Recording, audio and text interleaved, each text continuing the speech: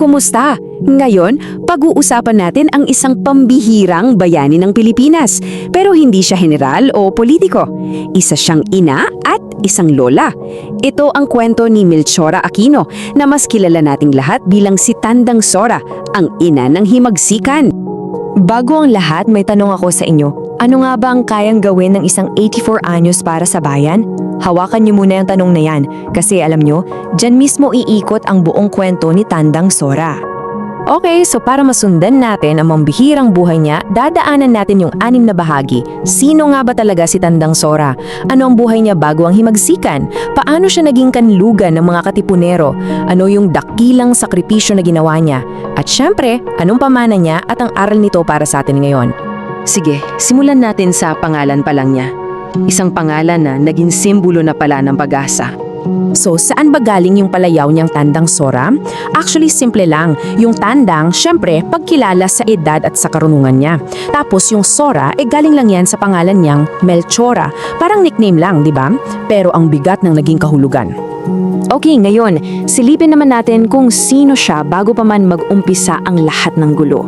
Sino ba si Melchora Aquino sa komunidad niya? Alam nyo, bago pa siya tawaging ina ng himagsikan, namuhay lang siya ng simple, ordinaryong nanay na may maliit na tindahan sa Caloocan.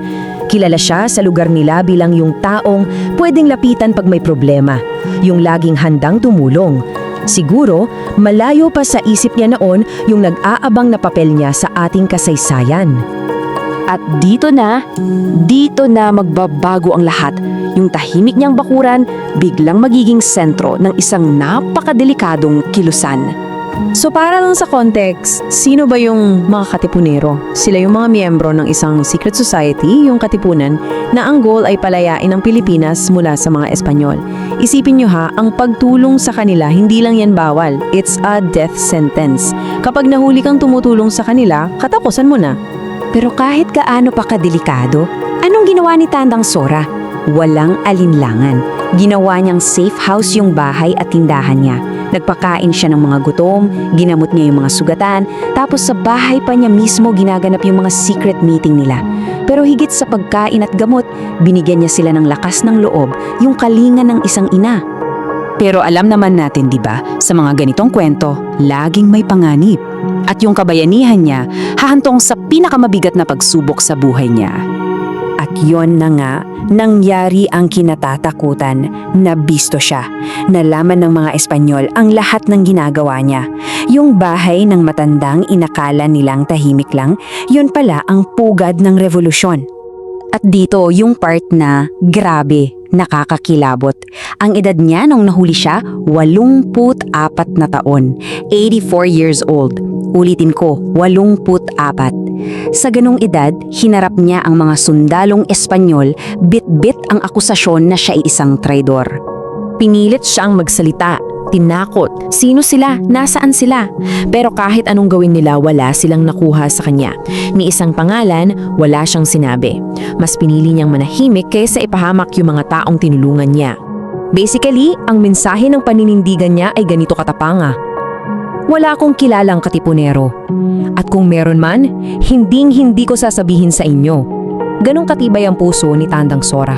Dahil sa katapangan niyang yun, naging mabigat ang parusa.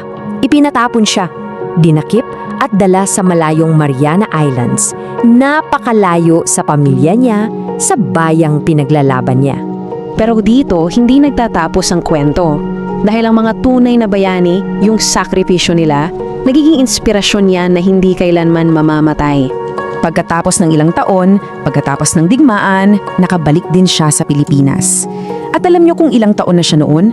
91. Isipin niyo yun, hindi lang siya basta nakaligtas sa hirap ng exile, umuwi siyang isang buhay na alamat. Nakita pa niya yung simula ng kalayaang pinangarap niya. Pumanaw siya sa kahangahangang edad na 107. Grabe, 100. At pagkatapos nun, sinigurado ng bansa na hindi siya malilimutan. Ayan, nilagay yung mukha niya sa pera natin, may distrito sa Quezon City na ipinangalan sa kanya, at noong 2012, yung mga labi niya ay inilipat na sa Tandang Sora National Shrine para sa kanya. So, matapos nating malaman ang lahat ng yan, Ano ang mapupulot natin sa kwento niya? Bakit mahalaga pa rin to para sa atin sa panahon natin ngayon? Well, ang aral mula kay Tandang Sora, napakasimple pero napakalakas. Ang pagiging bayani, wala yan sa edad, sa kasarian o sa yaman. Wala yan sa kung gaano ka kalakas o katalino. Nasa puso yan, nasa desisyon mong manindigan at tumulong sa iba kahit gaano pa kahirap o kahit gaano pa nakakatakot. Kaya iiwan ko sa inyo yung tanong na to. Sa panahon ngayon, sa sarili nating mga komunidad, paano tayo pwedeng maging bayani? Baka tulad ng ipinakita sa atin ni Tandang Sora, ang sagot pala ay nasa mga simpleng gawa lang ng kabutihan.